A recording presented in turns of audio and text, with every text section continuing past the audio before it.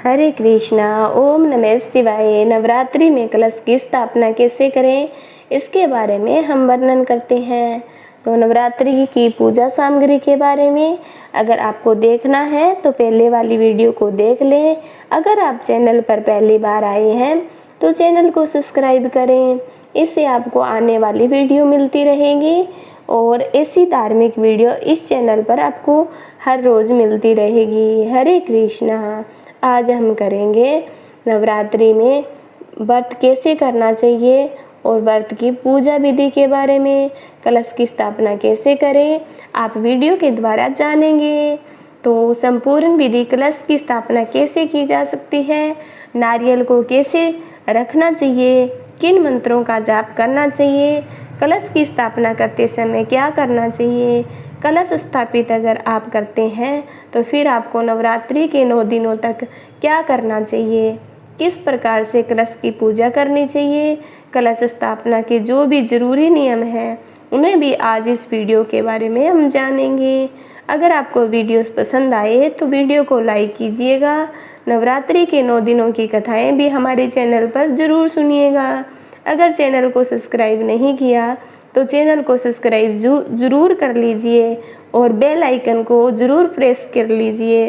नवरात्रि के दिन कलश की स्थापना का शुभ मुहूर्त। इस दिन भगत जन माँ की पूजा करने के लिए सुबह जल्दी उठकर स्नान आदि से निवृत्त होकर कलश की स्थापना की सभी सामग्री को पहले ही रख लेते हैं और कलश की स्थापना उत्तर दिशा या पूर्व दिशा की ओर मुँह करके अपनी करनी चाहिए। कलश की स्थापना करने के लिए एक कलश लीजिए। मिट्टी का कलश है तो बहुत अच्छी बात है, नहीं तो आप पीतल या तांबे का कलश स्थापित कर सकते हैं। जटा वाला नारियल, जो पानी वाला नारियल होता है, साथ में माता की चुनरी, श्रृंगार की सामग्री, अक्षत, हल्दी, फल फूल, पुष्प या सभी पूजन सामग्री, इनके लिए जो अलावा जो भी रखना चाहते हो आप रख सकते हो, सब आपके साथ में रखें। एक बात का ध्यान रखिएगा, लोहे या फिर स्टील के कलश की पूजा का प्रयोग नहीं लेना चाहिए। यदि आपके पास तांबा, सोना, चांदी या पीतल का कलश नहीं है तो आप मिट्टी के कलश का प्रयोग कर सकते हैं। अब आप कलश के ऊपर रोले से ओम या फिर स्वास्तिक बनाएं। पूजा करते समय, पूजा शुरू करने से पहले आप ओम पुंडरीकाय नमः कहते हुए कुशा से पहले अपने ऊपर जल छिड़कें। अपने आप को सबसे पहले शुद्ध करें। अब आप पूजा स्थल से दक्षिण और पूर्व के कोने में घी का दीपक जलाते हुए ओम दीपो ज्योति परम ब्रह्मा दीपो ज्योति जनार्दन दीपो हरत में पापम पूजा दीपम नमोस्तुतु, इस मंत्र का पाठ करते हुए दीप को प्रज्वलित करें। पूजा में सबसे पहले दीप जलाया जाता है, क्योंकि जो दीप होता है वह हमारी पूजा के साक्षी होता है। और अब माँ दुर्गा यानी माँ भगवती की प्रतिमा से दाहिनी तरफ, यानी कि जब आप माता की तरफ मुख करके बैठेंगे तो आपकी दाहिनी साइड होगी, तो आप उस कलश की स्थापना करें। कलश की स्थापना करने के लिए आप चाहें तो ज़मीन पर या फिर चौकी पर स्थापना कर सकते हैं। यदि आप ज़मीन पर स्थापना करते हैं तो 7 तरह के अनाज या केवल अक्षत रखकर ओम भूमि है नमः कहकर वहां पर आप कलश को स्थापित करें। इसके बाद कलश में शुद्ध जल, गंगा जल, लौंग का एक जोड़ा, इलायची, सुपारी, रोड़ी, अक्षत, हल्दी की एक गांठ, एक सिक्का रुपया, चंदन, थोड़े पुष्प और इत्र डालें। अब कलश में थोड़ा सा गंगा जल और शुद्ध जल डालते हुए ओम वरुणाय नमः इस मंत्र का जाप करें और जल डालते समय आपको इस मंत्र को पढ़ना चाहिए और कलश को पूरी तरह से ऊपर तक जल से भरना। इसके बाद आम की टहनी जिसमें पत्ते लगे हुए हैं उसे डालनी चाहिए। अगर आम की टहनी ना मिले तो बरगद, पीपल या फिर पाकड़ के पल्लव भी, फिर पान के पत्ते को कलश के ऊपर रख सकते हैं। जौ और कलश चावल एक कटोरी में भरकर या मिट्टी के एक बड़े बर्तन में भरकर कलश के ऊपर रखें और उसके ऊपर आपको चुनरी से लिपटा हुआ जटा वाला नारियल, पानी वाला नारियल रखकर नारियल को प्रणाम करके कलश के ऊपर अच्छे से स्थापित करें। पूजा करने से पहले इस बात का विशेष ध्यान रखें कि आराधना करने के लिए श्रद्धा, विश्वास और समर्पण का होना बहुत जरूरी है। इसके लिए आप सबसे पहले पुष्प लेकर मन ही संकल्प करें। आज शारदीय नवरात्रि की प्रतिपदा तिथि से हे माँ भगवती, आपकी आराधना कर रहा हूँ या कर रही हूँ। आप मेरी पूजा को स्वीकार करके मेरे सभी कार्यों को सिद्ध करो। मेरे द्वारा की गई कलश की स्थापना को भी आप स्वीकार करो। बहुत ही सरल और साधारण कलश की स्थापना करने की विधि है।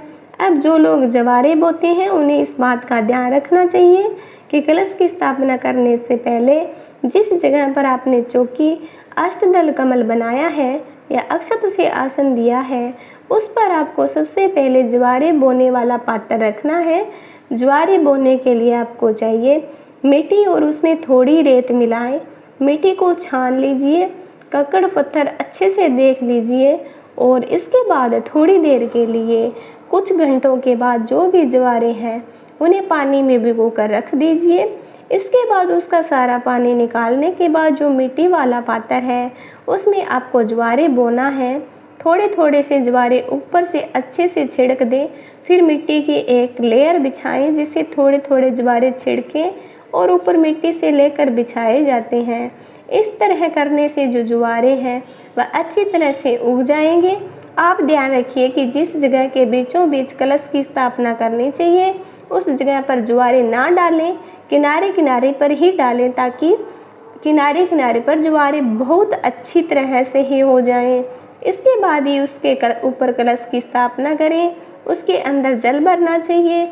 आम या आम के पत्तों को लगाना चाहिए। नवरात्रि के पूरे 9 दिनों तक ज्वारों में थोड़ा थोड़ा पानी छिड़क देना। बहुत अच्छा पानी नहीं डालना चाहिए ताकि ज्वारे अच्छे से हरे भरे हो जाएं। अब कई बार ऐसा भी होता है कि ज्वारे अच्छे से नहीं उगते, अंतिम दिनों तक आपके ज्वारे ज़्यादा हरे भरे नहीं हो पाते। आपके मन में थोड़ी शंका हो जाती है कि कहीं आपको पूजा आपके पाठ में कोई कमी तो नहीं रह गई।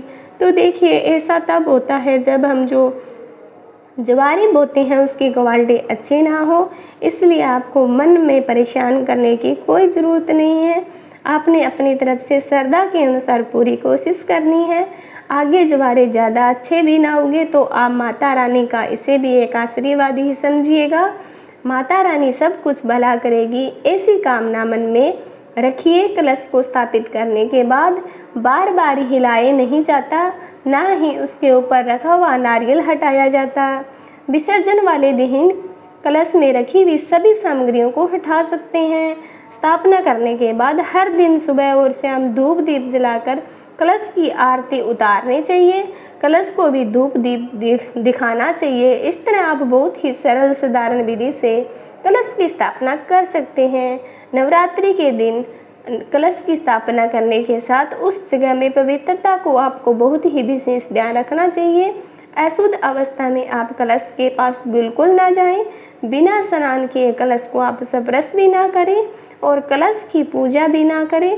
कलश के ऊपर या कलश के आसपास आपने जो भी पुष्प चढ़ाए होते हैं उन्हें बासी पुष्पों को भी आप वहां पर देर तक ना छोड़ें।